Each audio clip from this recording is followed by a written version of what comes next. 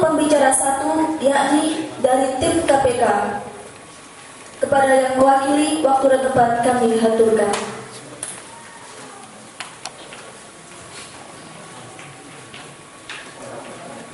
Yang dalam hal ini akan dimoderatori oleh Al-Ustaz Fathur Rahman Rustandi SPDI. Kepada beliau waktu dan tempat kami haturkan.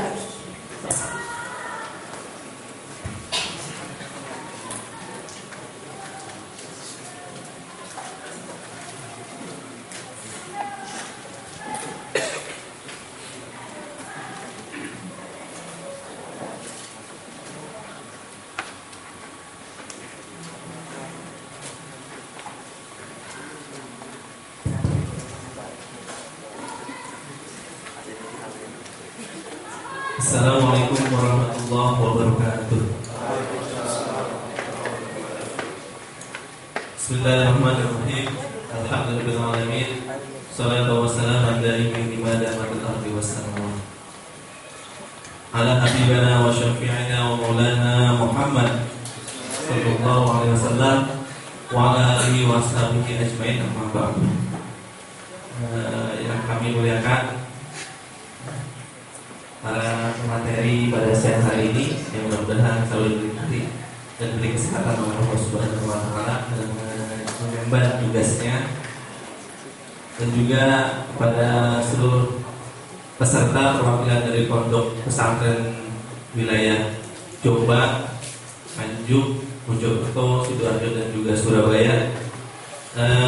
Sudah hadir di tengah-tengah kita para materi yang sudah berbiasa di bidangnya. Langsung saja saya perkenalkan, di sebelah kanan saya dari pimpinan KPK Bapak Pandu Praja. Terima kasih sudah bisa hadir di pondok pesantren Tembilang ini. Dan juga di pojok kanan kami ucapkan selamat datang kepada Bapak Novianto Budiharjo dari Universitas UPN Surabaya.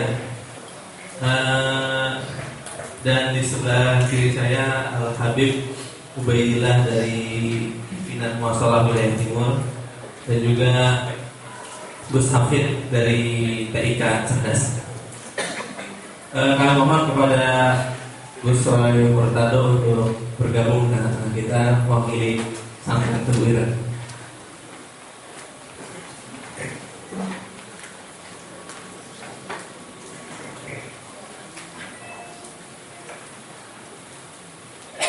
Sedikit saya membacakan kurikulum vitae dari pemateri hari ini.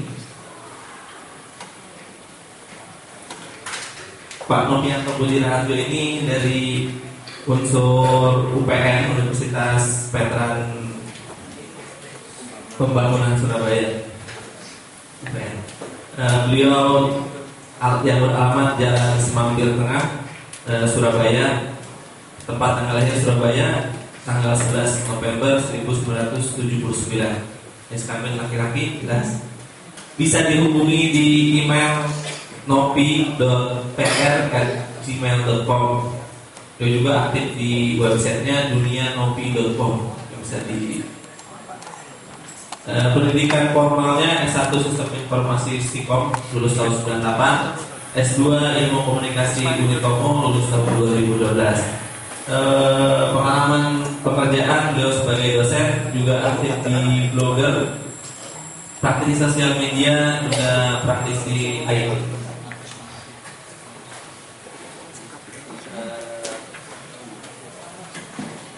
Di samping kiri saya Al-Habib Ubaidillah Al-Habib, alamat Jalan Tanah Merah Indah nomor 44 Surabaya.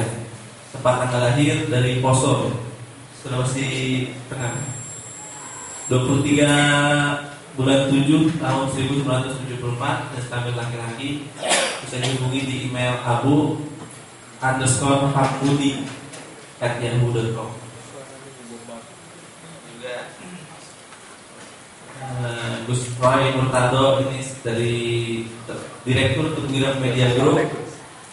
Bisa dihubungi di nomor telepon 0857 8400 802. Tempat tanggal lahir Jombang, 5 September 1983. Bisa dihubungi di email roy.murtado@gmail.com.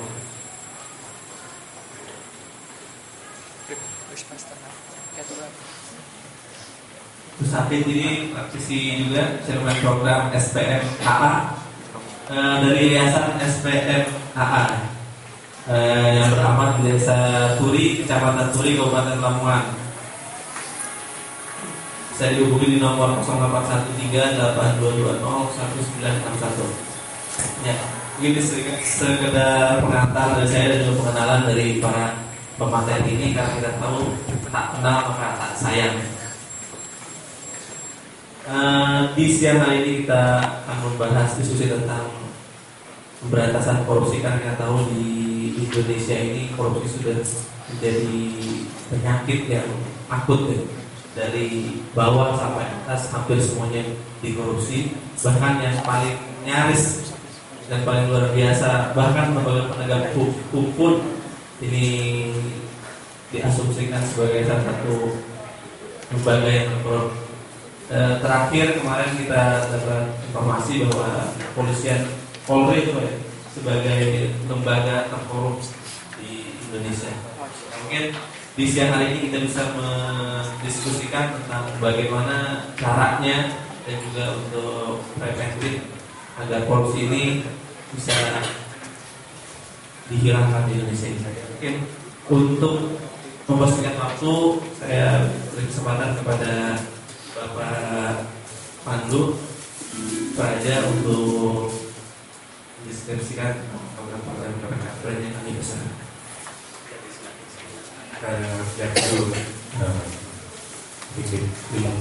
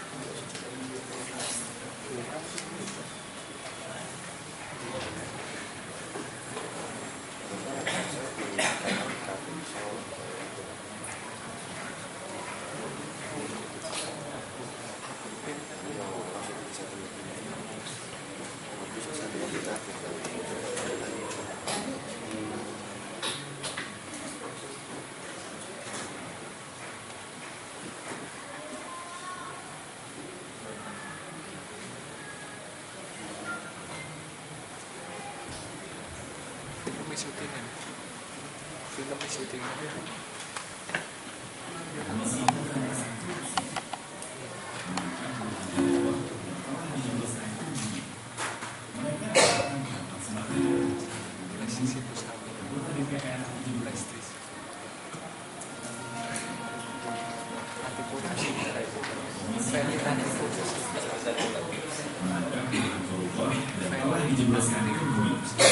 Mereka rata-rata diangkat sembarangan. Ada gubernur, anggota DPR, bupati, bahkan menteri. Dalam menindak korupsi, KPK fokus pada apa yang disebut big fish, pelaku korupsi kelas kakap, tindak korupsi yang merugikan negara dalam jumlah tak terkira, atau dampaknya sangat menyengsarakan masyarakat. Terhadap semua itu, KPK tak pandang bulu. Begitu terendus, semua akan ditindak tegas hingga tuntas. Kemanapun koruptor bersembunyi akan terus dilacak dan dikejar. KPK tidak pernah main-main. Buktinya, hingga kini setiap tersangka yang ditangani KPK selalu diputus bersalah di pengadilan. Selain untuk mengembalikan sebanyak mungkin duit negara yang sudah dikumpulkan, Itu semua dilakukan untuk menimbulkan efek jerah. Biar semua orang berpikir 1000 kali jika mau korupsi. Memang tak boleh ada kata setengah hati dalam memberantas korupsi. Harus agresif, serius, dan tanpa kompromi. Alasannya, karena korupsi sudah sedemikian parah merusaknya. Dan kita semua adalah korban korupsi. Tengok saja kanan kirimu. Masih banyak anak putus sekolah akibat tingginya biaya pendidikan. Masih terdapat pula orang sakit yang harus mengurus dada tak mampu berobat karena mahalnya biaya kesehatan. Anak-anak dengan perut membusung karena malnutrisi, itu akibat korupsi. Ya, korupsi diyakini punya andil besar memperdalam jurang kesengsaraan rakyat. Di sektor sumber daya alam, kong kali kong pengusaha hitam dan pejabat korup makin memiskinkan bangsa ini. Kekayaan alam tergerus habis, meninggalkan kerusakan yang akhirnya harus ditanggung masyarakat. Sektor pangan tak luput dari jarahan para koruptor, membuat ketahanan pangan di negeri yang subur ini melemah. Petani tak berkutik karena tanah pertanian mereka dialihfungsikan menjadi perkebunan atau bahkan perumahan mewah. Sebenarnya usaha memberantas korupsi bukan barang baru. Tapi sayangnya badan-badan yang diberi silih berganti selalu gagal di tengah jalan. Waktu Orde Lama, pemerintah sudah pernah bikin lembaga anti korupsi juga loh. Nama lembaganya pun canggih, yaitu Panitia Rituling Aparatur Negara dan Komando Tertinggi Rituling Aparat Revolusi. Di zaman Orde Baru, ada tim pemberantasan korupsi, Komisi 4 yang dipimpin Bung Hatta, tokoh proklamator yang dikenal jujur dan berintegritas tinggi, dan juga operasi penertiban atau OPSTIP. Semua lembaga itu tak berumur panjang. Ada saja hambatan yang membuat badan-badan itu akhirnya kabur di tengah jalan. Pemberantasan korupsi yang dilakukan dengan cara konvensional ternyata gak ampuh dan mengalami banyak hambatan. Dari situ, dirasakan perlu metode penegakan hukum yang luar biasa lewat pembentukan lembaga khusus dengan kewenangan luas, independen, bebas dari kekuasaan manapun. Dari sinilah KPK lahir dengan mandat khusus untuk melakukan pemberantasan korupsi. Dengan sejumlah kewenangan yang dimiliki, KPK diamanatkan untuk menuntaskan 5 tugas besar, yaitu melakukan koordinasi, supervisi, monitor, penindakan, dan pencegahan. Satu hal yang ditekankan pada pendirian KPK adalah KPK didesain untuk menjadi pemicu dan pemberdayaan dari institusi pemberantasan korupsi yang telah ada.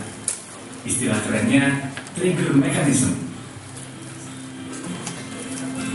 Korupsi tidak bisa dibasmi cuma dengan menangkapi para koruptor. Oleh sebab itu, KPK juga menggarap serius usaha-usaha untuk mencegah korupsi selain upaya penindakan. Bekerja sama dengan banyak institusi, KPK coba mendorong tertutupnya segala lubang kesempatan korupsi. Sudah banyak sekali sistem administrasi dan layanan publik yang dikaji oleh KPK untuk diperbaiki saat ditemukan kelemahan. Jika sistemnya sudah baik, maka dipercaya akan semakin sulitlah celah orang untuk berbuat korup. Kesempatan korupsi juga ditutup melalui transparansi para pejabat negara. Di antaranya dengan kewajiban pelaporan kekayaan milik pejabat dan pelaporan hadiah-hadiah yang diterima oleh pejabat atau yang terkenal dengan istilah gratifikasi. Sehingga korupsi bisa dideteksi dan dicegah sejak awal. Cara lainnya adalah dengan mengikis niat untuk korupsi. KPK mulai coba menanamkan karakter-karakter anti korupsi sejak usia dini. Hingga nantinya diharapkan akan terbangun generasi yang bebas dari korupsi. Upaya pencegahan korupsi adalah sebuah pekerjaan besar karena harus dilakukan secara konsisten, terus-menerus, dan butuh waktu lama. Namun, ini adalah investasi masa depan untuk mewujudkan Indonesia yang lebih baik. KPK nggak bisa sendirian membuat Indonesia jadi bersih. Perlu usaha bersama demi membentuk bangsa yang punya karakter kuat dan bersih. Sudah terlalu lama negeri kita terpuruk karena korupsi. Selama ini, rakyat Indonesia cuma bisa iri dengan kemajuan dan kesejahteraan negara lain. Kita tahu, Indonesia yang maju dan sejahtera cuma bisa diwujudkan kalau pemerintahan dan birokrasi bersih serta melayani. Tapi, masyarakat juga tak boleh membiarkan perilaku korup terjadi di sekitarnya. Dengan semangat anti korupsi dan kerja keras seluruh lapisan masyarakat bersama KPK, harapan itu masih ada. Ayo membangun Indonesia yang bersih dari korupsi, yang maju sejahtera bersama KPK.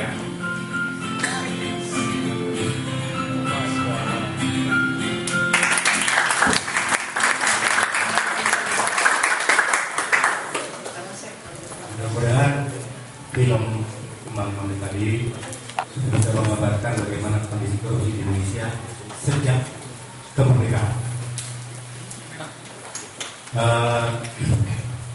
Tadi beberapa sudah mengasah pembicaraan saya mengenai polisi adalah korupsi. Itu sebenarnya saya mengutip penelitiannya yang dibuat oleh Transparansi Internasional. Dia melakukan kajian terhadap korupsi di negara-negara Asia, Indonesia, Vietnam, Filipina, Thailand, dan sebagainya. Ternyata kesimpulan yang menarik bahwa selama bertahun-tahun dan hanya di Indonesia yang korup itu parlemen 3 besar. Tahun lalu parlemen pertama, 2 tahun sebelumnya parlemen kedua. Tahun ini yang pertama Polri, yang kedua parlemen. Jadi sebenarnya saya membuat dari transparansi dan semuanya adalah bahwa di Indonesia lah yang paling unik di mana parlemennya korup, sangat korup. Yang kedua mengenai kepolisian, dibandingkan negara Asia lainnya, polisi Indonesia yang paling korup adalah polisi di Asia. Bisa dibayangin betapa uniknya Indonesia. Maka tidak heran kalau kemudian ya tindaknya dan terpaksa kita sekolahkan di basement KPK. Pertanyaannya kemudian sebenarnya faktor dominan daripada korupsi itu apa? Orang korupsi ada 4 faktor ya. Dia serakah, kedua terpaksa, ketiga sistem yang membuka peluang untuk korupsi, yang keempat kultur. Kepaksa, serakah. Itu Rudi yang baru kita tangkap kemana ya? Gajinya setiap bulan pendapatannya 3 juta. Sebagai kepala SKK 200 juta. Sebagai komisaris bank Mandiri itu 5 juta. 300 juta tiap bulan enggak cukup. Bisa dibayangkan 300 juta tiap bulan enggak cukup. Itu soal serakah atau apa itu? Dia mungkin mesti dia mau nabung untuk 7 tahun. Serakah. Kalau kepaksa, mungkin aja dipaksa. Karena dalam banyak kesempatan kadang-kadang anak buah itu dipaksa untuk menyetujui transaksi dari korupsi.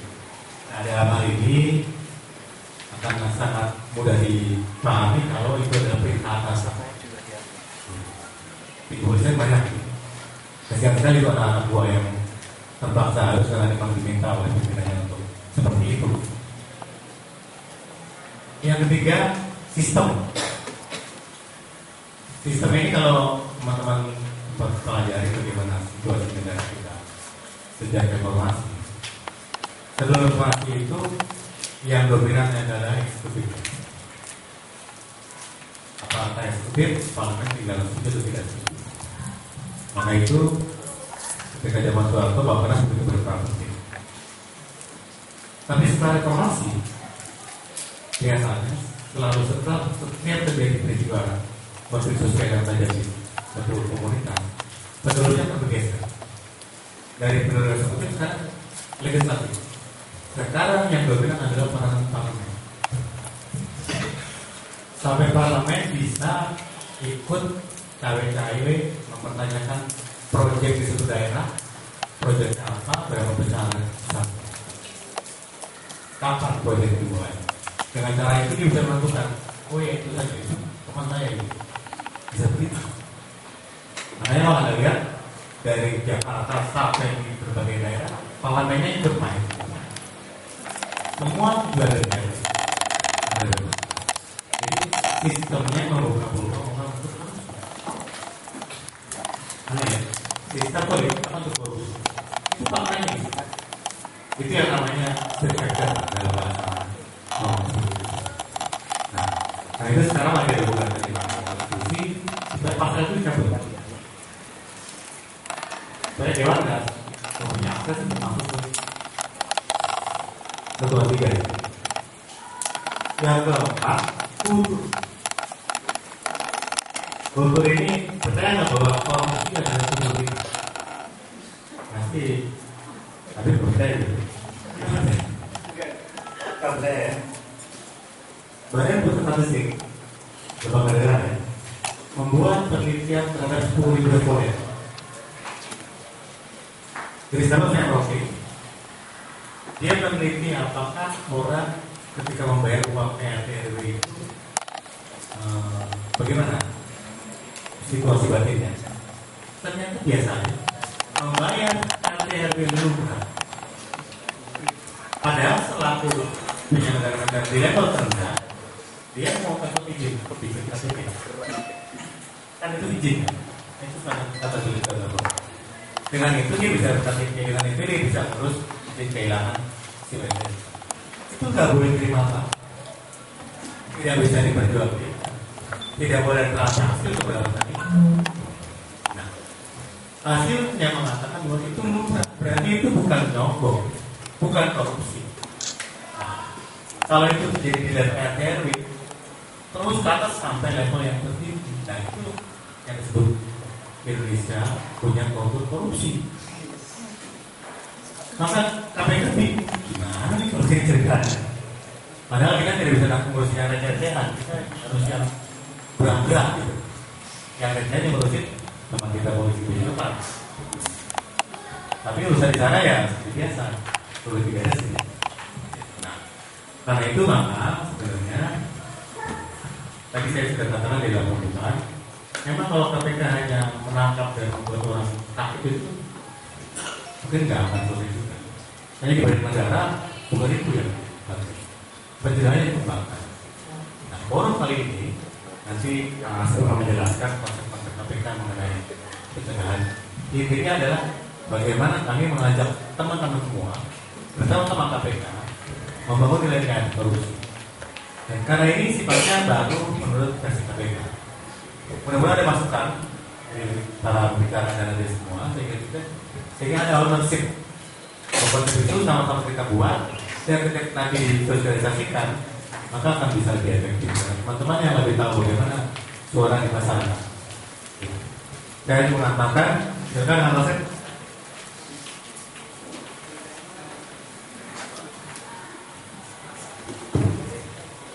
Assalamualaikum warahmatullahi wabarakatuh. Tadi sudah ditayangkan film sederhana, singkat, tapi mudah-mudahan itu langsung masuk ke bawah sadar Bapak Ibu sekalian. Kenapa perlu sampai bawah sadar? Karena masalah korupsinya sudah sampai ke budaya. Berbicara budaya intinya adalah nilai. Berbicara nilai itu tatarannya sudah di otak kita disebut bagiannya bagian bawah sadar. Dia bukan bagian sadar. Makanya selamat datang kalau mau melakukan perubahan budaya, kata-kata sudah tidak cukup untuk melakukan perubahan. Begitu banyak mungkin nanti saya berbicara seperti ini pun, begitu mungkin banyak nanti ceramah-ceramah macam-macam. Ketika budaya permasalahannya, kata-kata sudah tidak cukup. Lawong, mohon maaf, kalau ada yang namanya iklan rokok, pedagang, dimanapun yang namanya pedagang pasti nggak mau rugi dan pasti ingin dibeli produknya dan pasti dia akan cerita yang bagus-bagus, betul nggak? Tapi yang namanya rokok, dia mau jualan tapi dia tulis di situ berbahaya buat kesehatan. Yang jualan itu tahu bahwa kata-kata di situ tidak akan ada pengaruhnya buat yang pembeli. Kenapa? Kata-kata sudah tidak berlaku. Karena yang diiklankan oleh para produsen rokok dan penjualnya adalah nilai kejantanan, nilai profesionalisme, nilai kebersamaan, ya, nilai ketidaktinggalan zaman, nilai orang-orang yang melek teknologi, macam nilai yang mereka sampaikan di dalam iklannya, sehingga kata-kata sudah tidak ada maknanya lagi. Itu hanya sedikit bahwa ada sesuatu yang mungkin perlu kita bilang. Ini sedikit sekilas bahwa ada banyak hal yang harus kita lakukan terkait pembangunan nilai tadi. Ini masalahnya adalah sekedar beradu pengaruh antara yang positif dan yang negatif. Bangsa ini budayanya akan jadi positif ketika pengaruh dakwah tadi. Dakwah kan artinya mengajak, mempengaruhi. Yang positif lebih unggul dibandingkan dengan yang negatif. Yang positif lebih banyak dibandingkan dengan yang negatif. Ketika masuk ke orang-orang Indonesia itu banyak yang negatif dan disampaikan dengan pendekatan yang luar biasa, malah dengan teknik-teknik tadi, semua dengan melihat film singkat 5 menit terpesona nggak? Ya terpesona dibandingkan dengan kita hanya melihat tayangan yang tidak bergambar, tidak bergerak, tidak bersuara. Dan nanti mungkin teman-teman dari teknologi informasi dan komunikasi itu arti penting untuk supaya dakwah kita berkualitas. Dan realitas sekarang, kenapa tadi ada banyak juga permasalahan budaya? Budaya itu kaitannya dengan pendidikan. Ada masalah di pendidikan negeri kita ini. Ada masalah orientasi. Ada masalah tentang pemberdayaannya dan perlu penyelarasan. Langsung Mas Den. Ini sekilas bahwa perubahan sosial, pendidikan punya peranan penting di perubahan sosial. Lanjut. Bagaimana pendidikan di kita menjadi industrialisasi pendidikan, banyak yang akhirnya mengarah kepada profit center. Seharusnya pendidikan tuh harusnya cost center. Cost center itu artinya siap untuk keluar gitu, bukan menerima pendidikan itu. Negara yang wajib untuk membuat. Kalaupun tidak negara, orang-orang kaya di masyarakat, mereka yang terlibat. Tetapi dunia pendidikan Indonesia pada umumnya, mohon maaf, jadi industri. Jadi industri media pembelajaran, jadi industri percetakan. Sehingga banyak, walaupun dengan anggaran sudah dinaikkan dengan 20% dari anggaran, perubahannya tidak dirasakan sangat signifikan karena dia jadi industri. Ya, lanjut. Ini perubahannya. Jadi kalau ternyata orientasinya profit center, realitas orientasi pengelolaan sektor pendidikan, maka akan lemahnya penguatan nilai sosial dan kesadaran publik. Itu yang terjadi. Maka yang terjadi adalah mencerdaskan kalangan tertentu. Berbeda kalau diganti orientasinya betul-betul berganti dari tadinya profit center menjadi cost center atau setidaknya revenue center, artinya orang masyarakat itu belajar itu cukup mengeluarkan biaya, tidak sampai ada untungnya, maka akan terjadi penguatan sosial dan tujuan nasional mencerdaskan kehidupan bangsa bisa tercapai. Lanjut. Nah, yang menarik tentang pesantren, ini sebuah aset besar di negeri ini, yang kenapa KPK ingin bersama-sama dengan pesantren menggandeng, karena dia sebuah kearifan nasional dan lokal. Yang ini yang penting sekali gitu, untuk melakukan perubahan. Bagaimana berhadapan dengan globalisasi, kapitalisasi, industrialisasi, tentunya nggak semua kita tolak. Termasuk ICT itu kan berubah, tidak semuanya kita tolak, tapi kita pun perlu mewarnainya. Dan itu yang dilakukan oleh teman-teman TIK. Dan ke depan harapannya akan muncul yang namanya peran strategis pesantren di era modern. Pesantren bisa ikut mewarnai kehidupan ini karena dia mampu menyiasati perubahan globalisasi, kapitalisasi, dan industrialisasi. Spesifiknya lagi terkait dengan berantas korupsi. Setidaknya sebelum berbicara kita ngomong tentang negeri ini, setidaknya kita bisa mulai yang disebut dengan pesantren plus, dahulukan, pesantren. Bisa dimulai dengan pesantren dengan memunculkan model atau tokoh-tokoh individu-individu yang bisa jadi contoh. Muncul juga model organisasi lingkungan. Ya. Bagaimana pesantren-pesantren yang bisa jadi contoh, bagaimana berorganisasi yang governance dan bisa dipertanggungjawabkan dengan baik. Dan kedepannya juga jadi ada model kontribusi. Bagaimana pesantren ikut terlibat mewarnai kehidupan ini sehingga tadi yang positifnya lebih banyak di masyarakat kita. Lanjut. Yang ke depan tentunya perlu ada penyelarasan dan pengendalian. Ini nggak begitu penting. Yang paling penting adalah bagaimana perlu penyelarasan antara nilai, visi dan misi, strategi, kebijakan, program dan kegiatan. Jadi kita berharap dengan penyelarasan itu jangan sampai terpampang semua nilai-nilai di bawah. Di situ saya lihat ada 5 ya, yang tadi sudah disampaikan oleh Gus Solah gitu ya.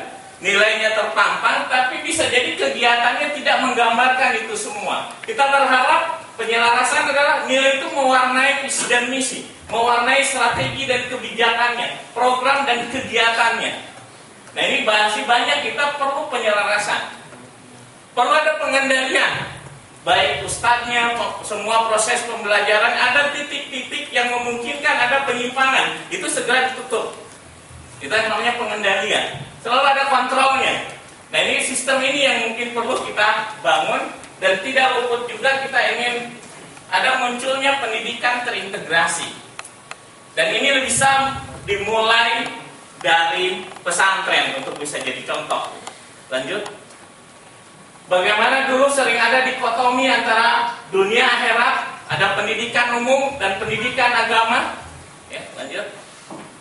Harapannya dengan adanya perkembangan kecerdasan, bahwa kita tidak hanya intelektual saja sampai ada pendekatan kecerdasan spiritual, ada kecerdasan holistis, tidak ada lagi sebenarnya dikotomi pendidikan umum dan pendidikan agama. Lanjut. Dan inilah kita pastikan peran pesantren melakukan penyelarasan nilai-nilai positif tidak nantinya diharapkan tidak hanya hidup di lingkungan pesantren, tapi yang namanya nilai-nilai yang diajarkan di pesantren, dia hidup masuk ke rumah-rumah. Yang diajarkan di pesantren itu, dia hidup masuk ke dunia bisnis. Nilai-nilai tersebut masuk ke media-media di televisi. Kalau di televisi, sinetron-sinetron yang muncul, tayangan-tayangan semua, masuk ke internet semua, isinya adalah positif. Nilai-nilai yang positif. Kalau ini mampu dijalankan. Tapi sekarang kalau kita masuk ke semua tadi elemen, lebih banyak mana? Yang positif atau negatif? Negatif. Nah itu tugas kita bersama. Ya dengan bantuan teman-teman ini mudah-mudahan nanti kita bisa mewarnai semua elemen kehidupan ini dengan yang positif. Baru itu nanti akan jadi budaya. Lanjut.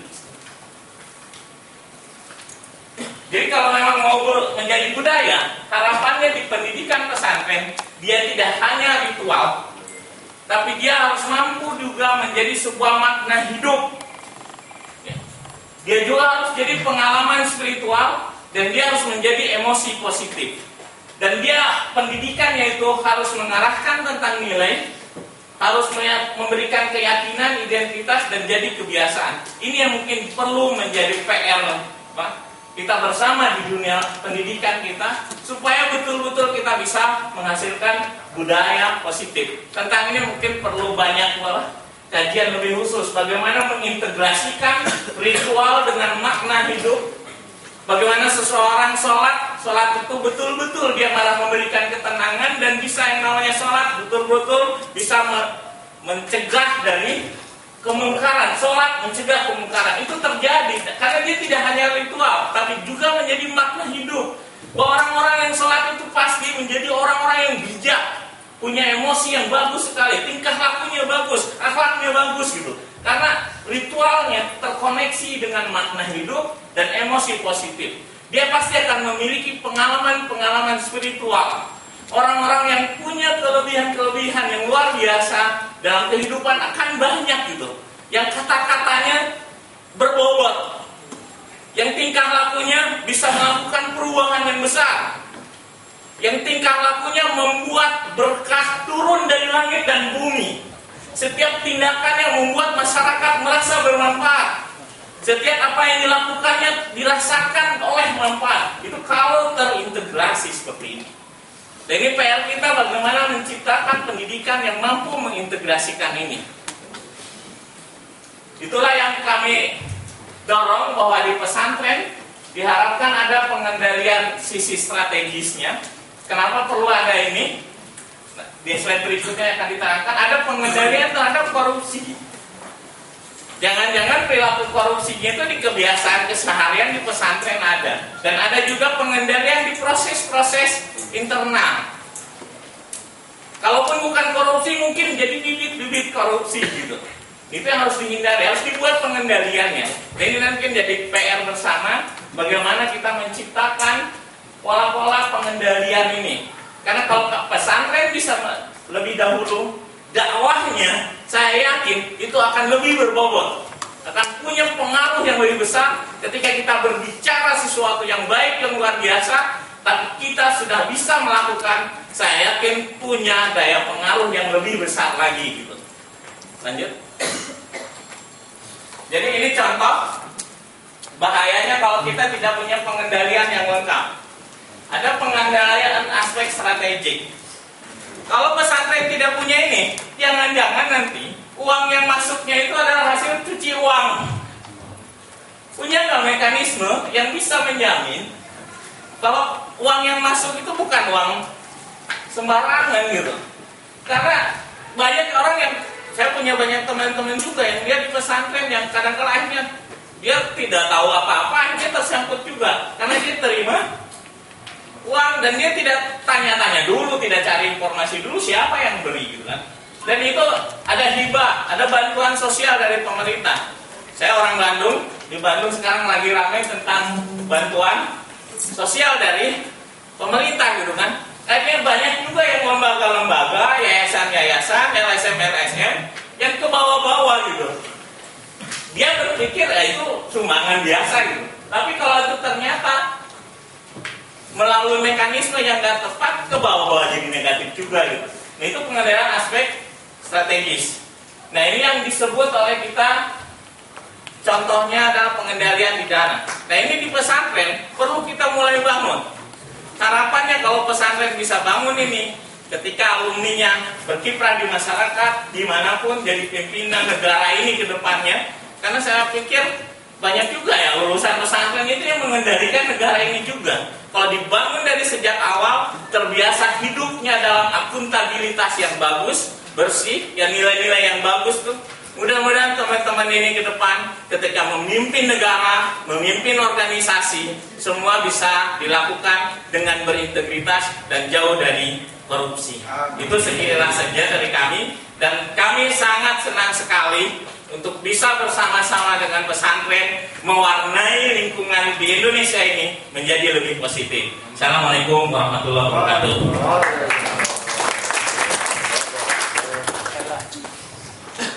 Terima kasih atas paparannya yang menggebu-gebu luar biasa, membangkitkan rasa semangat kita untuk berantas korupsi.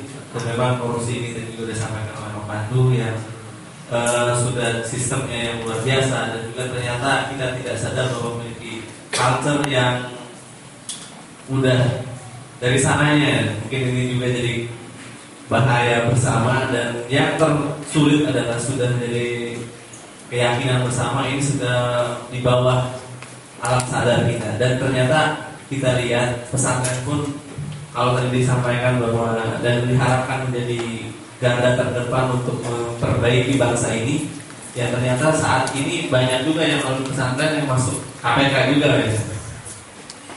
Dan mungkin untuk menjawabnya kami persilakan kepada Gus Roy Murtado untuk bagaimana pesantren bisa bersinergi dengan KPK dan akan menghasilkan insan yang lebih baik dari itu. Assalamualaikum warahmatullahi wabarakatuh.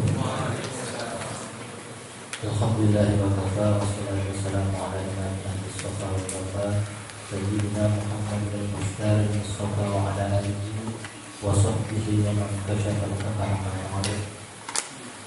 Maka qala ta'ala fi kitabihil karim a'udzu billahi minasyaitonir rajim bismillahirrahmanirrahim ya ayyuhalladzina amanu la ta'kulu ya ayyuhalladzina amanu la ta'kulu amwalakum wa auladakum tentang Al-Baqarah ayat 29. Ya ayyuhalladzina amanu la ta'kulu amwalakum, yang dari tentang korupsi. Maaf. Ya oke itulah. Maklum santri anyaran. Oke. Ada sebuah ayat tadi yang menarik sesungguhnya. Kalau tidak salah An-Nisa ayat 29 berbicara tentang korupsi. Di situ ada apa itu frase yang kenapa saya mau untuk itu. Ada frase yang artinya adalah kalau kalian melakukan itu, melakukan memakan harta orang yang bukan dari milik kalian, maka sesungguhnya Anda sedang menggali kubur Anda sendiri. Maka sesungguhnya kalian sedang membunuh diri kalian sendiri. Padahal sesungguhnya Allah sangat sayang kepada kalian. Kurang lebih seperti itu. Nanti Habib nggak bisa menyempurnakan. Mungkin saya akan lebih banyak berbicara pada ruang studi budaya soal bagaimana atau apa yang tengah terjadi di tengah lingkungan kita. Fenomena apa sih sesungguhnya yang menggelayuti kita semua saat ini? Dari berbagai macam kecelakaan sosial, satu belum selesai kecelakaan sosial yang lain, seolah kita tidak mampu baca lagi, seolah-olah tidak ada sesuatu atau sesuatu yang layak untuk kita renungkan kembali, atau memang kita nggak mampu atau nggak sempat untuk merenungkan itu. Saya akan mengutip salah satu kajian ahli sosiologi namanya Paul Virilio sama Jacques Lacan. Jacques Lacan itu seorang ahli psikoanalisis dari Prancis. Dia mengatakan kondisi zaman ini ditandai oleh dua hasrat yang sangat kentara. Satu yaitu hasrat to be, hasrat untuk menjadi. Yang kedua adalah hasrat to have, hasrat untuk memiliki.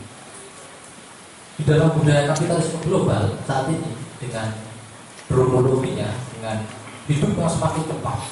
Sekarang saya baru punya HP baru gitu ya, beberapa menit setelah itu ada HP baru lagi, setelah itu ada lagi. Kita sempat merenungkan hidup kita. Yang menjadi problem adalah dengan dua hasrat tersebut. Kalau di dunia pertama, di negara-negara Eropa dan Amerika, negara-negara utara itu tidak terlalu ngefek. Tapi bagi kita yang di dunia ketiga yang tiba-tiba saja dihantam dengan seperti hebatnya sesuatu yang baru dari luar, sesuatu yang kita tidak tahu tiba-tiba membanjiri kehidupan kita, yaitu realitas modernitas.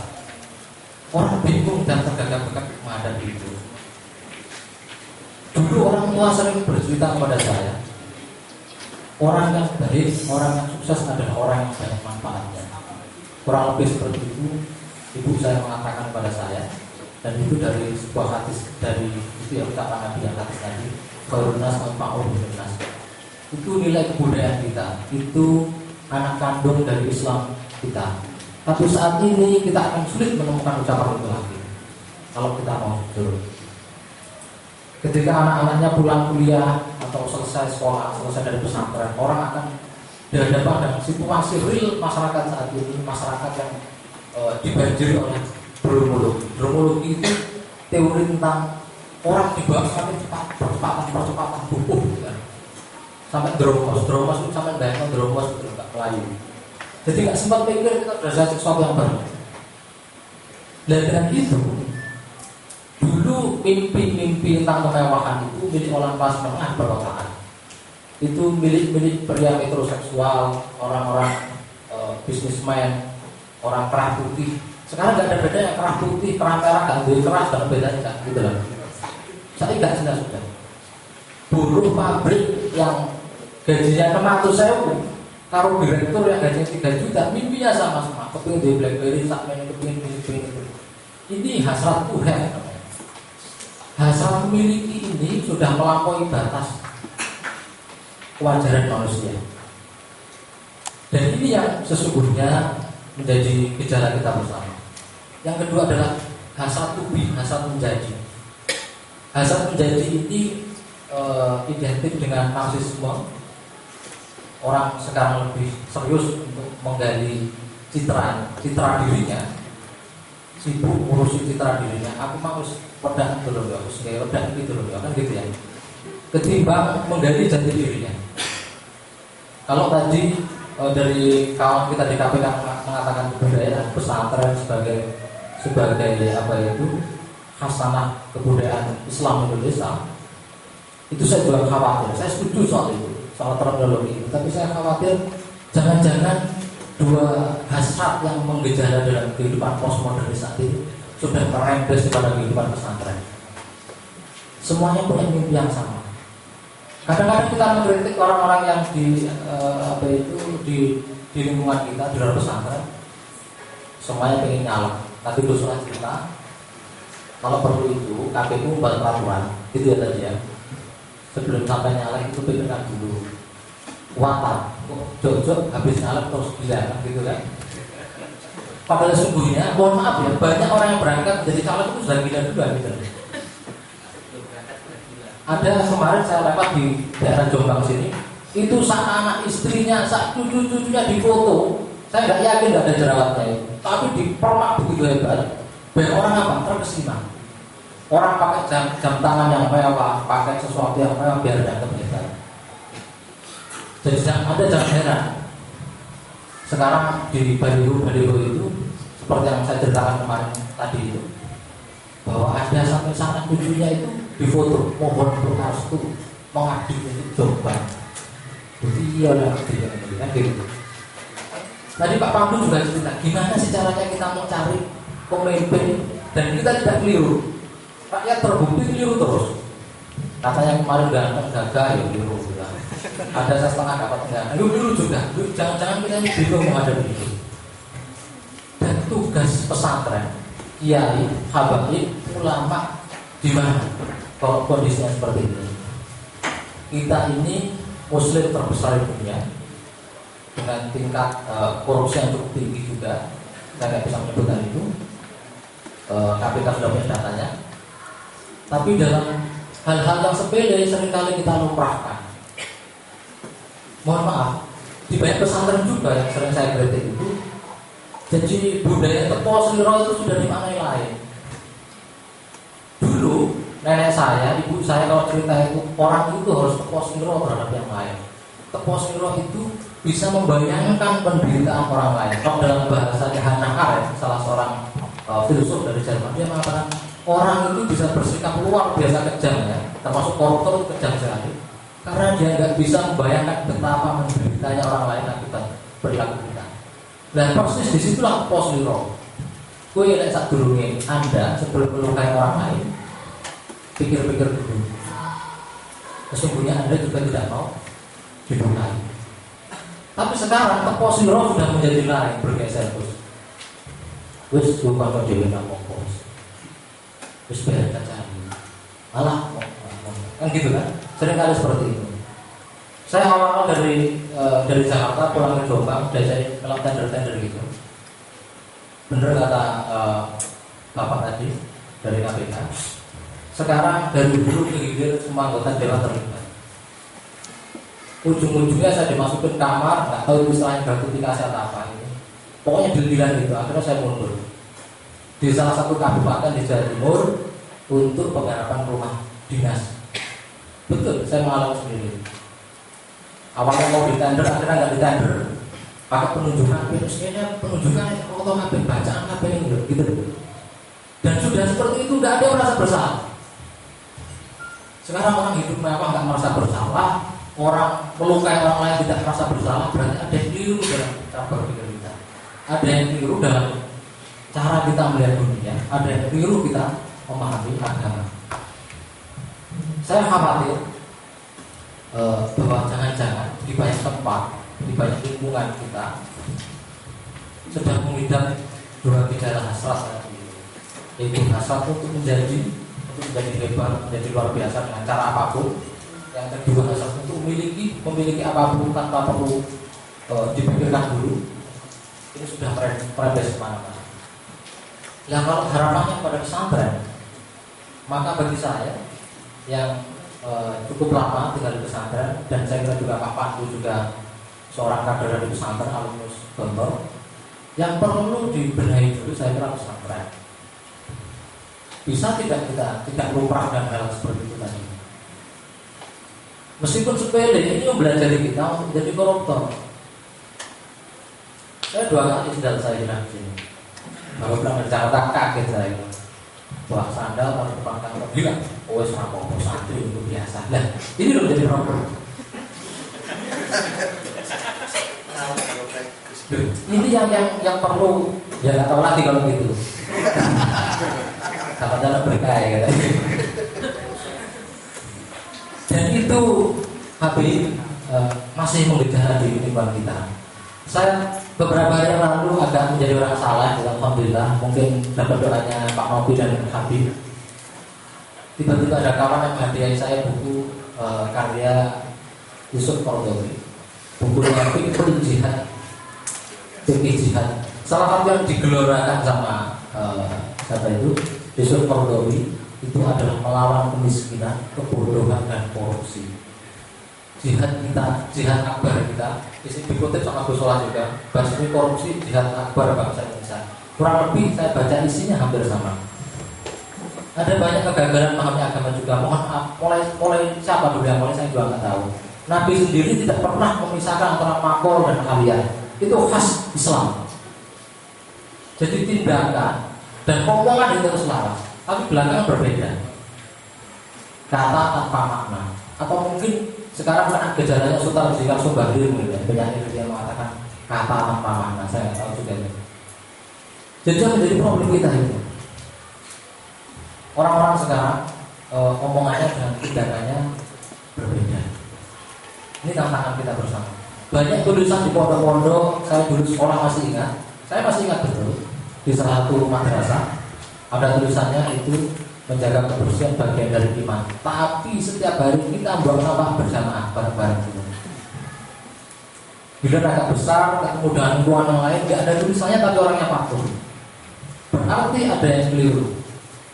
Yusuf Qaradawi di kitabnya mengatakan kita tidak lagi relevan mengatakan Ihya Ulumuddin sama Ihya Ulumuddin. Kita tidak relevan mengatakan kita bangkitkan ilmu agama, satu lagi ilmu dunia. Sekarang ada dalil, tapi tidak korupsi juga. Apa itu hubungan? Tapi ilmu dunia, kawan-kawan dari UPN semua. Ini kumpul edok saya kata santri, mas. Tak ada di sana, gitu loh. Kumpul edok, bukan santri temenan. Tapi mereka punya ilmu teknologi yang mau dibagikan kepada kita. Maka itu juga agama. Sesungguhnya intinya adalah bagaimana kita menyelaraskan tindakan, omongan kita, perilaku kita dengan makhluk dan akhlak kita. Kalau di Quran apa itu amanu wa amilus sholihat aqimus shalah wa atuz zakat, itu perlu kita selaraskan. Itu menjadi tanggung jawab kita bersama. Saya mohon maaf kalau pertanyaannya bagaimana pesantren berperan, ya ini sedang kita mencoba untuk itu. Tapi kalau ada sebuah formula yang preventif yang sudah sudah bersifat ilahiyah dan bisa diterapkan belum tahu, atau yang blueprint yang mau kita kasihkan untuk KPK ini loh mestinya cara ini. Saya kira tidak berani bicara itu. Ini tanggung jawab kita bersama. Mungkin dengan bapak-bapak yang lain bisa menambahi dari saya. Ya, terima kasih. Assalamualaikum warahmatullahi wabarakatuh.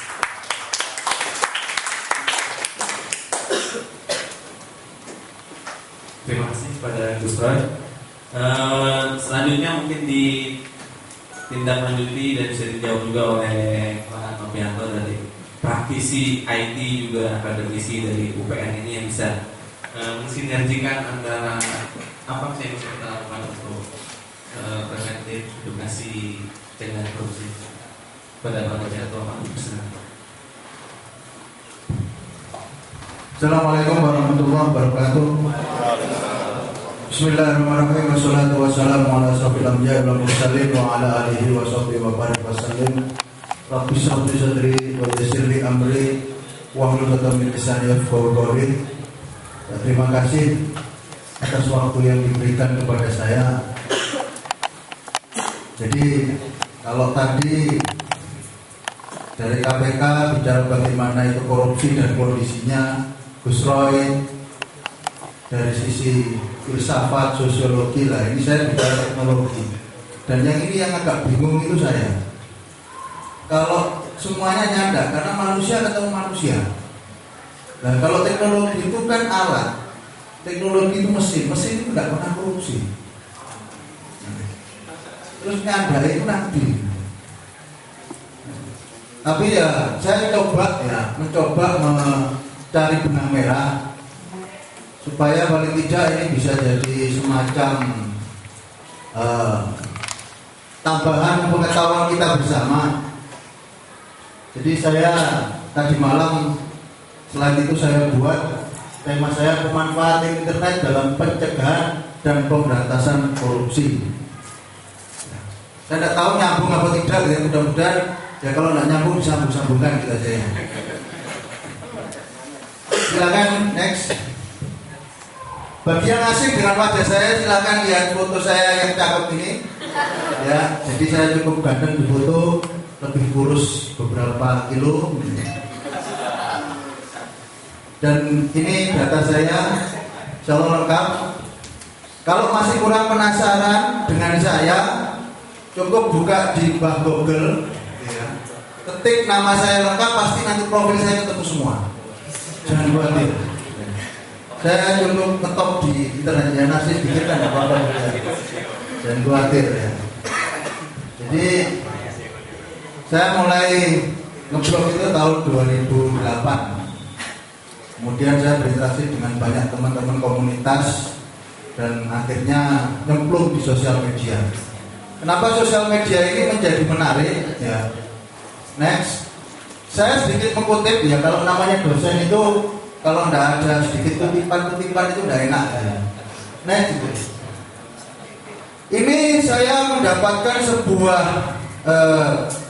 piramida terbalik ini dari Pak Hermawan Kartajaya. Waktu itu saya diundang beliau untuk dinner bersama beberapa pengusaha membahas masalah 3 elemen marketing 3.0.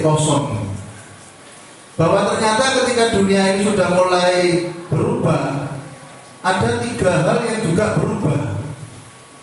Yang pertama itu kata Pak Hermawan, ya cukup perlu kita kritisi sebenarnya, tapi ya memang hampir kenyataan, cukup menes ya.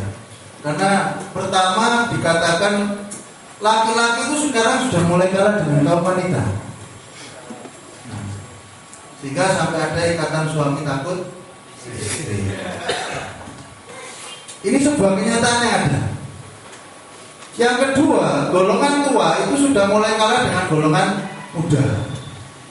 Makanya di perusahaan terkenal itu banyak sekali yang mulai pimpinan-pimpinannya diambil oleh para putra-putranya karena lebih kreatif katanya begitu. Nah yang menarik ada elemen yang ketiga, bahwasanya citizen itu sudah mulai dikalahkan oleh netizen kata beliau. Jadi orang-orang yang hidup di dunia nyata gitu ya, dalam arti gampangnya begitu, itu sekarang sudah mulai tergusur dengan aktivitas di dunia maya. Dalam hal ini internet. Dan kalau dibiarkan lama-lama, ternyata yang muda itu juga aktivis di netizen, yang wanita itu juga orang-orang di netizen. Jadi semuanya itu ternyata sekarang aktivitasnya banyak di dunia maya. Saya tanya di kalangan santri yang tidak punya akun Facebook siapa? Ada? Nah, semua pasti punya. Kalau kita lihat fakta realnya, next, ini ada data dari APJI bahwasanya di tahun 2012 pengguna internet di Indonesia saja itu sudah mencapai angka 63 juta. Prediksi APJI sampai dengan April 2013 2013 ini ada sekitar 80 juta lebih. Dan target dari pemerintah kita bahwa negara kita sudah sepakat bahwa akan tahun 2015 50% penduduk Indonesia harus sudah melek teknologi dan paham tentang internet. Artinya separuh dari warga kita nanti 2015 itu juga akan membagi kehidupannya di dunia nyata dan dunia maya. Sehingga aktivitas itu juga sudah mulai berubah. Dan yang sangat hebat di dunia maya itu tidak berlaku hierarki yang horizontal, yang vertikal, semuanya horizontal.